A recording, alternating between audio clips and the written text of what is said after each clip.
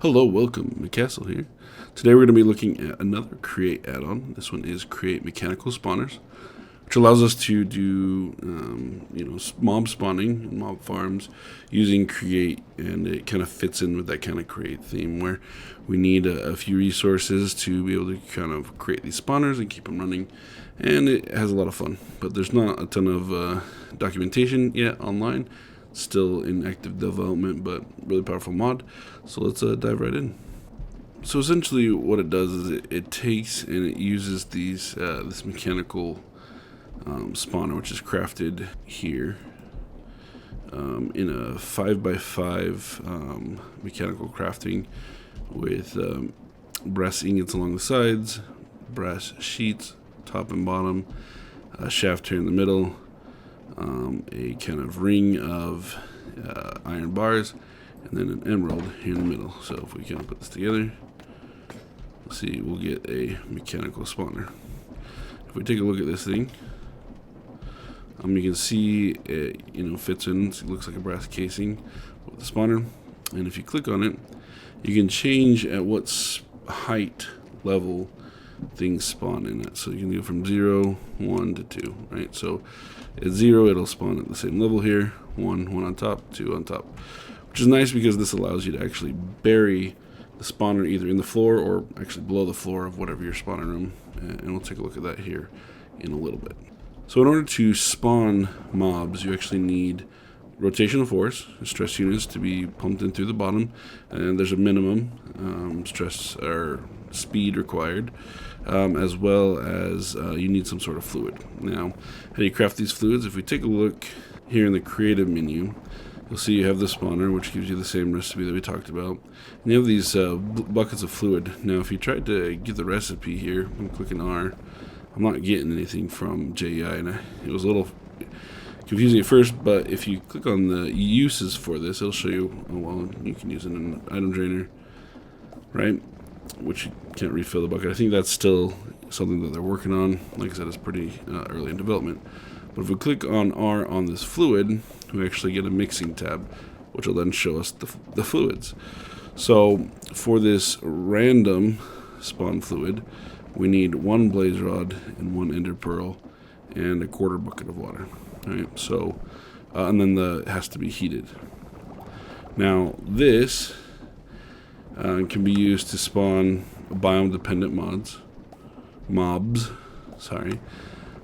or it's actually the basis for all of the other kind of default mob spawning liquids fluids that come in this mod. So, spider, enderman, slime, magma cream, creeper, zombie, skeleton, blaze.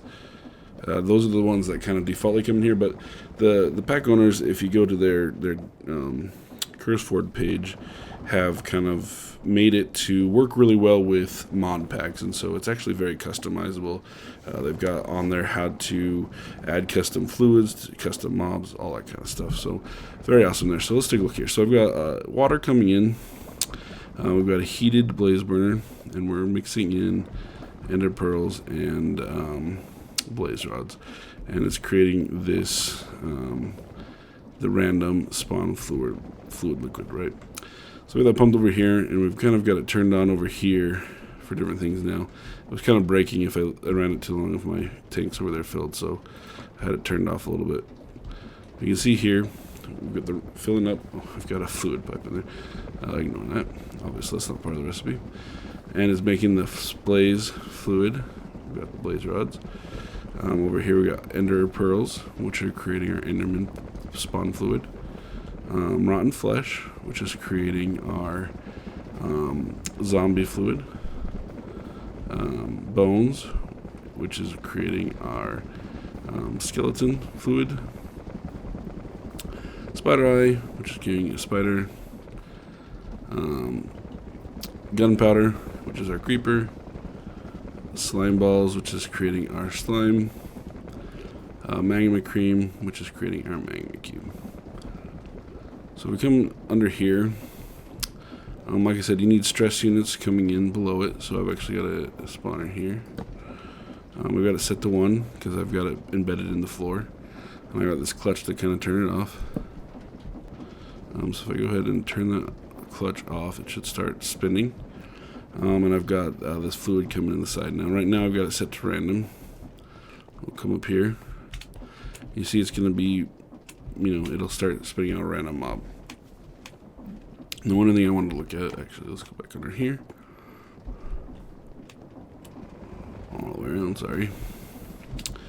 Is it'll actually show you which mob is planning on spawning, though. It kind of messes up with shaders. So we turn this off. You see it's got the rotation in there. You get your progress.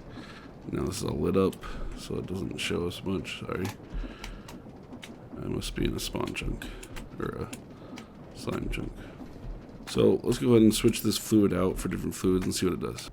So first, let's put an Enderman. Oh, sorry, the random fluid. It's going to use up all the fluid that's in there first.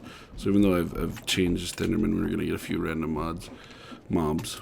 You see it uses 200 millibuckets per spawn. Alright, there we go. So it looks like it's used up all of the random spawn fluid. So now it's going to start doing Enderman. Now another thing to note, as I've been doing this, I've noticed that it truly only spawns here on top of this. So if I was to come in here and actually encase this in here,